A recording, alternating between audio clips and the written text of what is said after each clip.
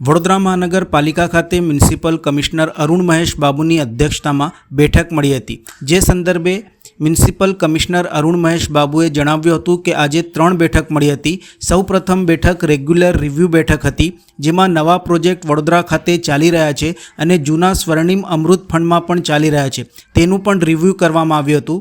ઘણા એવા મુદ્દા છે કે જેમાં ગાર્ડનમાં સ્વચ્છતા ઉપર કેવી રીતે જાગૃત કરી શકાય, 234 ગાર્ડન છે તેમાં કેવી રીતે સારી સુવિધા કરી શકાય, ટોયલેટ ઇમ્પ્રૂવ કરાય, લાઇબ્રેરી, સ્વિમિંગ પૂલ, ગાર્ડન અને પબ્લિક એરિયાને કેવી રીતે સુવિધા આપી શકાય તેના ઉપર પરામર્શ કરાયું।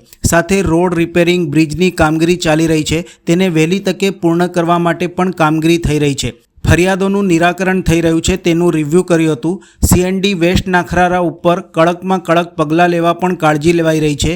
ડોર ટુ ડોર કલેક્શન કેવી રીતે સારું થાય, સેગ્રીગેશન પણ ફોકસ નક્કી કરાયું। વોર્ડ ઓફિસરની બેઠક સંદર્ભે પણ જણાવ્યું હતું કે આઈસી એક્ટિવિટી કરી પ્રજા સુધી પહોંચી બિહેવિયર બદલાવ માટે કામગીરી માટે શું થઈ શકે તેના પર ચર્ચા વિચારણા થઈ। સાથે દંડની કામગીરી પણ સતત ચાલતી રહેશે। સ્ટ્રીટ વેન્ડર પોલિસી અમલમાં લાવવાનું, દબાણ રેગ્યુલાઇઝેશન, પે એન્ડ પાર્કિંગ માટે પણ કાર્યવાહી થશે।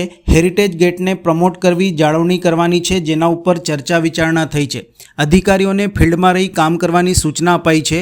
ફાયર મુદ્દે પણ ચર્ચા થઈ છે। આ તમામ મુદ્દા ઉપર કાર્યવાહી થશે। રિંગ રોડ માટે પણ વુડામાં મિટિંગ લેવાશે।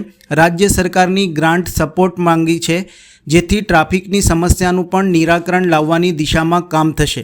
વડોદરાને 18મા નંબરથી કઈ રીતે અગ્રેસર બનાવી શકાય તે અંગે ચર્ચા થયાનું મ્યુનિસિપલ કમિશનર અરુણ મહેશ બાબુ દ્વારા જણાવ્યું હતું।